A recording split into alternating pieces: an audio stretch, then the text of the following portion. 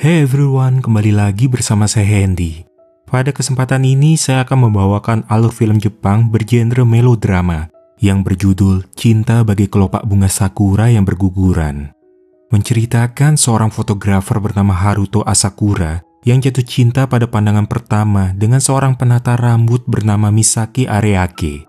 Hubungan mereka berawal ketika Misaki tidak sengaja menggores kuping Haruto menggunakan gunting. Setelah berkencan, mereka jadi lebih saling mengenal dan memutuskan untuk menjalin hubungan yang lebih. Namun, takdir berkehendak lain. Di hubungan mereka yang baru sebentar, Misaki divonis mengidap penyakit langka yang membuat dirinya menua 10 kali lebih cepat dari manusia normal.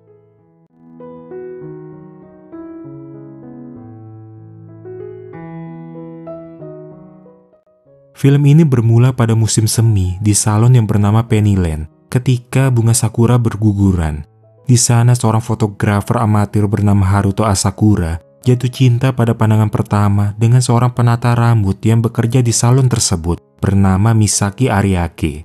Selama 6 bulan terakhir, demi bertemu dengan Misaki, setiap bulan Haruto pergi ke salon tempat Misaki bekerja hingga akhirnya keduanya saling mengenal dan jatuh cinta.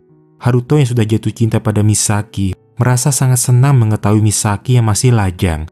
Ia sampai menonton film-film kesukaan Misaki, serta pergi ke taman dan memutar palang panjat untuk kali pertama setelah sekian lama. Misaki selalu mengajak Haruto ngobrol setiap kali Haruto datang untuk potong rambut.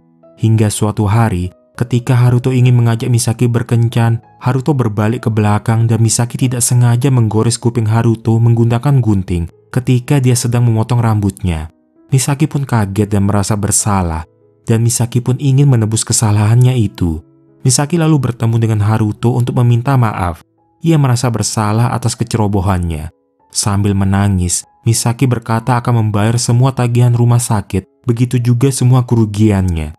Dan Haruto boleh meminta apa saja pada Misaki. Karena merasa ada kesempatan, Haruto malah memberanikan diri mengajak Misaki untuk berkencan dan melihat bunga sakura bersamanya. Misaki pun kaget menatap Haruto dan setuju untuk pergi bersama. Selama ini Misaki hanya tinggal bersama kakak laki-lakinya yang bernama Takashi karena orang tuanya sudah meninggal dunia. Tentu dia juga menceritakan tentang Haruto kepada kakaknya. Sebagai kakak yang sangat menyayangi adiknya, Takashi belum rela jika ada cowok yang mendekati adiknya itu. Namun Misaki berusaha menenangkan sang kakak kalau dia bukan pergi berkencan, tetapi hanya untuk menebus kesalahan yang telah Misaki lakukan. Tapi Misaki sudah merasa ada sesuatu yang aneh pada dirinya. Di usia yang masih muda, rambutnya mulai banyak beruban, seperti orang yang sudah tua. Rekan kerjanya melihat itu mengatakan kalau semua itu karena Misaki mengalami stres akibat pekerjaan. Tapi ia memilih mengabaikan hal itu, sebab ia masih punya janji bersama Haruto. Awalnya Misaki berkata akan membantu Haruto memotret. Namun Haruto justru merasa bersalah. Ia sebenarnya sudah berbohong kepada Misaki bahwa dia adalah seorang fotografer profesional. Padahal Haruto hanya bekerja magang di studio foto dan setelah 1 tahun Haruto pun berhenti bekerja. Pertemuan mereka membuat keduanya mulai saling terbuka. Mereka pun lalu mengobrol tentang mengapa mereka memilih pekerjaan yang dilakukan sekarang. Dan saat itu Haruto pun mengaku telah berbohong kepada Misaki atas pekerjaannya sebagai fotografer dan malah menyerah dengan mimpi tersebut. Misaki pun merasa kecewa karena Haruto telah berbohong kepadanya. Tapi yang paling membuatnya marah, kenapa Haruto begitu mudah membuang impiannya tanpa berusaha sedikit pun. Misaki pun meminta Haruto tidak menyerah dan memperjuangkan impiannya walaupun itu sulit. Ia berharap Haruto mau kembali memegang kamera. Alasan Misaki jadi kesal dan berkata seperti itu karena ia tidak suka melihat seseorang yang membuang impian hanya karena itu sulit. Mendengar itu, Haruto pun akhirnya termotivasi untuk kembali mengejar cita-citanya dan berjanji akan kembali kepada Misaki jika ia sudah berhasil di dunia fotografi. Ia ingin berusaha menjadi sosok pria yang disukai Misaki. Setelah pertemuan itu, Haruto pun menghilang tanpa kabar. Misaki pun merasa ada yang hilang karena Haruto tidak memberi kabar. Setelah menunggu, akhirnya suatu hari Haruto menelpon Misaki dan berkata bahwa dia sudah bekerja lagi di studio foto dan mendapatkan gaji pertamanya. Haruto merasa berterima kasih kepada Misaki dan mengajak Misaki keluar untuk makan malam. Misaki pun mengiyakan untuk pergi bersama Haruto. Di malam itu, Haruto memberi hadiah tempat gunting untuk Misaki. Alasan Haruto memilih warna itu yaitu karena senyuman Misaki seperti bunga sakura yang mekar sepenuhnya. Misaki pun lalu memotong rambut Haruto. Meski dia dulu pernah berbohong, tapi Haruto akan berusaha lebih giat lagi untuk mewujudkan kebohongan itu dengan cara mengejar impiannya sampai ia dapat memotret foto yang bagus untuk Misaki lihat. Sedangkan Misaki awalnya ia tidak mengerti kenapa Haruto memilihnya. Ia merasa bukan wanita yang istimewa dan kepribadiannya juga agak kasar. Tapi Haruto benar tulus jatuh hati kepada Misaki sebab hanya Misaki yang mampu membuat Haruto sadar bahwa ia tidak boleh menyia-nyiakan impiannya. Itulah mengapa Haruto semakin ingin mengenal Misaki dan berharap mereka berdua dapat menjalin hubungan yang lebih. Misaki pun merasa senang dan akhirnya mau menerima Haruto sebagai kekasih. Sejak itu ia mulai berkencan dengan Haruto. Suatu hari di saat ingin bertemu dengan Misaki, Haruto mendengar kabar kalau Misaki tidak bisa datang dikarenakan sedang demam. Haruto pun pergi menjenguk Misaki. Sesampainya di rumah Misaki, Haruto bertemu dengan kakak Misaki dan tunangannya. Misaki pun keluar dari kamarnya dan mengajak Haruto masuk ke dalam. Tetapi Takashi tidak mengizinkannya masuk dan memberinya batas untuk bicara dengan Misaki. Haruto berkata kepada Misaki untuk cepat sembuh dan berjanji mengajak Misaki pergi menonton kembang api bersama jika ia sudah sembuh. Malam harinya, Misaki tiba-tiba merasa sangat kesakitan. Dia bahkan tidak bisa berjalan dan mengalami demam tinggi. Kemudian berteriak memanggil kakaknya. Misaki pun menjalani pemeriksaan di rumah sakit. Dokter Kamiya, seorang spesialis medis di bidang kelainan genetik, memvonis Misaki mengidap penyakit langka. Misaki divonis mengidap sindrom progeria, yaitu suatu penyakit yang membuat Misaki akan mengalami penuaan belasan kali lebih cepat dibandingkan orang pada umumnya. Tanda-tanda penyakit ini adalah muncul banyak uban dan kerutan, pengerasan dan perubahan warna kulit, katarak, termasuk pada tulang dan otot menjadi rapuh. Yang mana penyakit ini membuat sistem kekebalan tubuh menjadi lemah. Akan timbul tumor ganas dan risiko kanker juga meningkat dalam jangka waktu 1 tahun sebelum Misaki menjadi tua. Mendengar kondisi Misaki, tentu Takashi tidak percaya dengan perkataan dokter. Dia mengatakan kalau adiknya itu selalu sehat sepanjang hidupnya dan tidak pernah mengalami sakit parah. Tapi menurut dokter, mereka harus segera memeriksa gen Misaki untuk mencari tahu jenis sindrom progeria apa yang diderita. Misaki pun mencari info sendiri tentang penyakit ini, dan dia tidak menyangka kalau gejala-gejala yang pernah ia alami selama ini memang sesuai penyakit tersebut. Progeria disebabkan oleh kelainan genetik yang membuat penderitanya mengalami penuaan dini. Agar Haruto tidak khawatir, Misaki pun menepati janjinya untuk melihat kembang api bersama Haruto. Akan tetapi karena sedang hujan, pesta kembang apinya pun dibatalkan. Tapi Misaki tidak mau menyerah begitu saja. Tak lama setelah cuaca kembali cerah, Misaki tetap membeli kembang api tersebut, kemudian membakarnya bersama dengan Haruto. Haruto berkata kepada Misaki bahwa suatu saat dia ingin Misaki yang menjadi istrinya. Misaki pun kaget dan berkata bahwa ini terlalu cepat dan mungkin nanti Haruto bisa bertemu orang yang lebih baik dari dirinya. Tapi Haruto sungguh-sungguh dengan perkataannya itu. Ia merasa bahwa Misaki adalah kekasih terakhirnya dan ingin selamanya bersama dengan Misaki. Setelah hasil pemeriksaan Misaki keluar, dokter berkata bahwa kondisi Misaki adalah salah satu yang terparah. Penyakit yang dideritanya berjenis sindrom fast forward dan hingga saat ini belum ada metode yang bisa mengobatinya. Namun karena mereka menemukan di tahap awal, mereka cuma bisa meringankan gejalanya saja. Misaki akhirnya memutuskan berhenti dari pekerjaannya di salon. Ia menangis sejadi-jadinya karena harus merelakan pekerjaan dan juga impiannya. Keesokan hari tanpa memberitahu Haruto, Misaki datang ke apartemen Haruto untuk yang terakhir kalinya. Ia sempat terkejut melihat kamar Haruto yang sangat berantakan. Namun di balik itu semua, pandangan Misaki tertuju pada sebuah kamera. Menurut Misaki, kamera adalah alat sihir yang dapat mengabadikan momen selamanya, sekalipun orang itu nanti sudah tiada. Soal lamaran kemarin mungkin terlalu cepat. Haruto akan berusaha keras menjadi sosok yang pantas sampai Misaki mau menerimanya. Meskipun butuh bertahun-tahun mewujudkannya, perasaannya akan tetap sama. Mendengar itu, Misaki pun tersenyum. Ia berkata ingin menginap di tempat Haruto. Lalu mereka berdua pun menghabiskan waktu bersama. Di pagi hari, Misaki meninggalkan Haruto yang masih tertidur lelap. Ia mungkin berharap mereka berdua bisa menua bersama. Tapi jika melihat kondisi tubuhnya, Misaki menyadari kalau semua itu cuma angan-angan belaka yang tak bisa ia wujudkan. 3 pekan setelah hari itu, Misaki tidak pernah lagi memberi kabar kepada Haruto. Ia bahkan tidak pernah sekalipun membalas pesan Haruto. Akhirnya Haruto yang merasa cemas memutuskan datang ke salon tempat Misaki bekerja dulu. Tapi kata pemilik salon tersebut, Misaki sudah pindah kerja di salon temannya yang lokasinya di Harajuku. Haruto pun mencoba datang ke rumah Misaki dan bertemu dengan Takashi. Akan tetapi, Takashi juga seolah-olah tidak tahu di mana Misaki berada. Padahal saat itu Misaki ada di kamarnya. Dia berkata kepada Haruto jika Misaki tidak membalas pesannya, berarti Misaki sudah tidak mau bertemu lagi dengan Haruto. Setelah mendengar itu, Haruto merasa sedih. Tetapi keesokan hari, ia kembali datang lagi untuk memberikan foto-foto kepada Misaki. Ia menitipkannya kepada Takashi, setidaknya jika Misaki memang tidak ingin bertemu dengannya. Takashi pun memberikan foto-foto itu kepada Misaki dan menyarankan sebaiknya Misaki berpisah secara jelas dengan Haruto. Atas saran itu, Misaki menelpon Haruto dan berkata bahwa dia sudah mempunyai kekasih baru dan sekarang tinggal bersama dengannya. Awalnya Haruto pun tidak begitu saja percaya. Namun ia mendengar ada suara laki-laki yang berbicara kepadanya dan berkata untuk segera melupakan Misaki. Haruto pun menjadi sedih mendengarnya. Pria itu sebenarnya adalah dokter yang merawat Misaki. Jadi Misaki meminta tolong kepada dokter Kamiya untuk berpura-pura menjadi kekasihnya agar Haruto mempercayai kebohongan itu.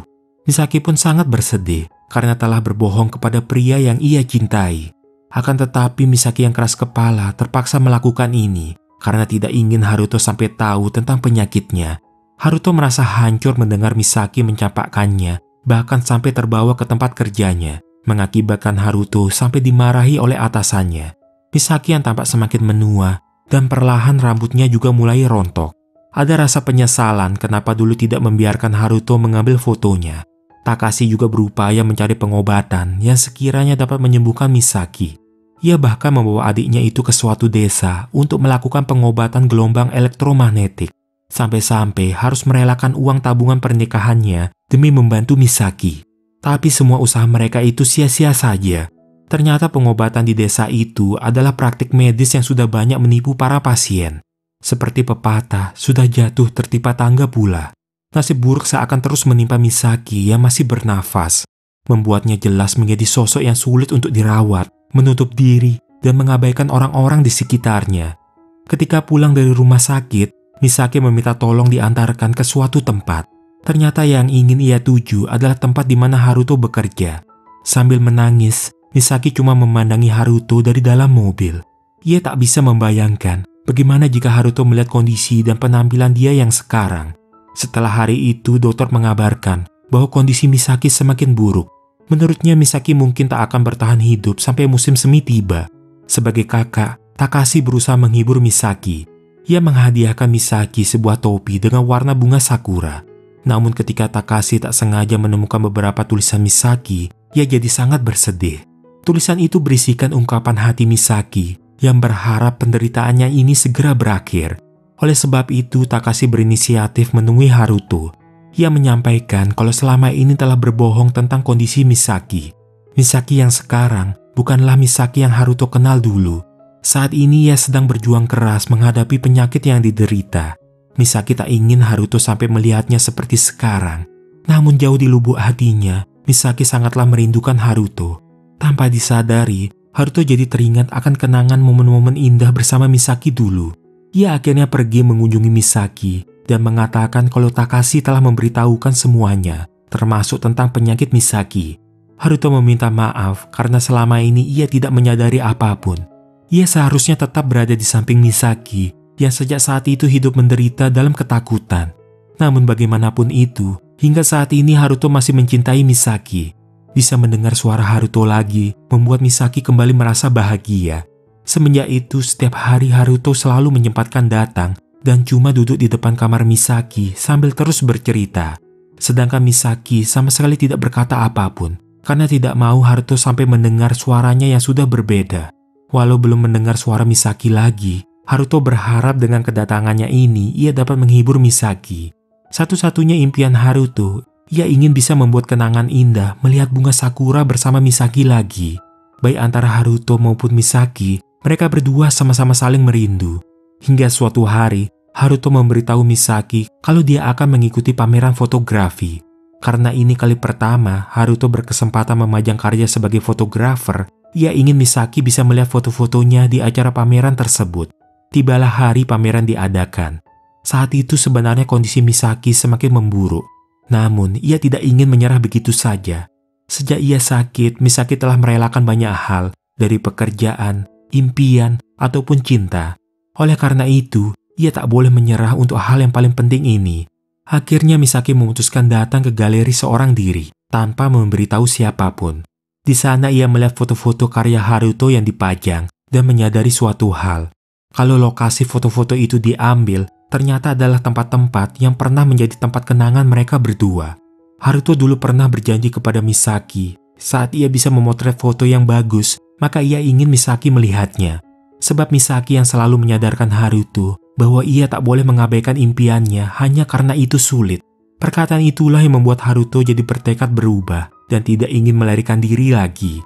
Bagi Haruto, senyuman Misaki memiliki warna khusus, yaitu seperti bunga sakura yang mekar sepenuhnya. Haruto sangat ingin berbagi kehidupan dan bersama Misaki selama yang mereka bisa. Di saat Misaki berada di galeri, Haruto justru datang ke rumah Misaki untuk menemuinya. Setelah mengetahui Misaki tidak ada di rumah, maka ia pun bergegas untuk kembali menuju galeri. Sedangkan Misaki, seorang diri ia berjalan melewati pohon sakura yang tertutup salju, tempat di mana kenangan dia dan Haruto tersimpan. Ia berjalan sambil terus memanggil-manggil nama Haruto. Namun rasa rindunya pada Haruto sampai membuat dia terjatuh. Di waktu bersamaan, tiba-tiba ia dihampiri oleh seseorang yang ternyata adalah Haruto. Misaki awalnya senang melihat Haruto sekarang berada di hadapannya. Tapi ternyata Haruto sama sekali tidak mengenali bahwa wanita itu adalah Misaki. Ia bahkan memanggil Misaki dengan sebutan ibu. Walau sedikit terkejut, tetapi Misaki sama sekali tidak bersedih. Ia justru bahagia akhirnya dapat melihat dan menyentuh pria yang paling ia cintai. Sambil tersenyum, Misaki hanya memberi ucapan terima kasih dan terus memandangi Haruto yang pergi menjauh darinya. Setelah waktu demi waktu berlalu, akhirnya tibalah hari di mana hidup Misaki berakhir. Haruto yang merasa kehilangan mendatangi rumah Misaki. Di sana Takashi menyerahkan tas pinggang yang dulu pernah Haruto hadiahkan untuk Misaki. Haruto mungkin berpikir kalau dia dan Misaki tidak pernah bertemu lagi semenjak hubungan mereka berakhir. Namun setelah melihat isi kamar Misaki, pandangan dia tertuju pada topi berwarna bunga sakura. Ia langsung teringat pada sosok wanita yang pernah ia tolong di tengah hujan salju. Seketika Haruto berteriak sambil menangis. Ia merasa sangat bersalah tidak menyadari bahwa wanita itu adalah Misaki yang tersenyum lebar saat berterima kasih kepada Haruto. Sejak hari itu, Haruto terus mengurung diri di dalam kamar. Perasaan bersalah menyebabkan Haruto jadi semakin depresi dan putus asa. Ia bahkan sampai berniat bunuh diri. Namun sebuah kiriman surat menyadarkan Haruto. Surat itu adalah surat yang sempat ditulis oleh Misaki untuknya. Di dalam surat, Misaki bercerita kalau dia datang ke pameran dan semua itu berkat bantuan Haruto. Menurut Misaki, foto-foto Haruto itu sangatlah indah. Misaki sebenarnya selalu takut dengan berlalunya waktu, rupa dan kondisinya turut berubah. Namun ada beberapa hal yang tak akan pernah berubah. Di dalam foto-foto itu, Misaki tetaplah berusia 25 tahun sama seperti Haruto. Selama apapun waktu berlalu, pemandangan yang mereka lihat serta ingatan mereka akan hari itu tidak akan pernah berubah. Saat berpikir seperti itu, Misaki merasa sangat bahagia. Ia sangat senang bisa berbagi hidupnya dengan Haruto. Karena Haruto lah yang membuat Misaki bersyukur akan banyak hal. Sekarang dan selamanya, Misaki akan selalu mencintai Haruto. Satu-satunya harapan Misaki, ia ingin Haruto terus memotret. Karena Misaki sangat menyukai foto-foto indah karya Haruto. Itulah bagaimana foto bermakna yang diambil hanya demi orang lain. Sekeras apapun berjuang, fotografer hanya bisa menemukan jawaban melalui jendela titik kamera. Haruto mungkin akan selalu menyesal di saat ia gagal menyadari Misaki. Namun demi impian Misaki, ia akan terus berjuang. Setiap musim semi tiba, Haruto selalu terbayang ingatan akan sosok Misaki. Bagi Haruto, senyum Misaki seperti kelopak bunga sakura yang sedang berguguran. Karena itu begitu berharga. Pada dasarnya jatuh cinta itu mudah, tapi yang sulit itu untuk menjaga tetap jatuh cinta. Sebab cepat atau lambat, setiap orang pasti akan menua juga. Meski wajah dan tubuh seseorang akan menua, tetapi cinta yang tulus tidak akan pernah menjadi tua. Pada akhirnya, kita tidak akan mengingat wajah dan tubuh yang paling tampan ataupun cantik, tetapi kita akan mengingat bagaimana hati dan jiwa yang paling indah. Semoga cerita ini bisa bermanfaat untuk kalian. Terima kasih dan sampai jumpa lagi di kesempatan lainnya.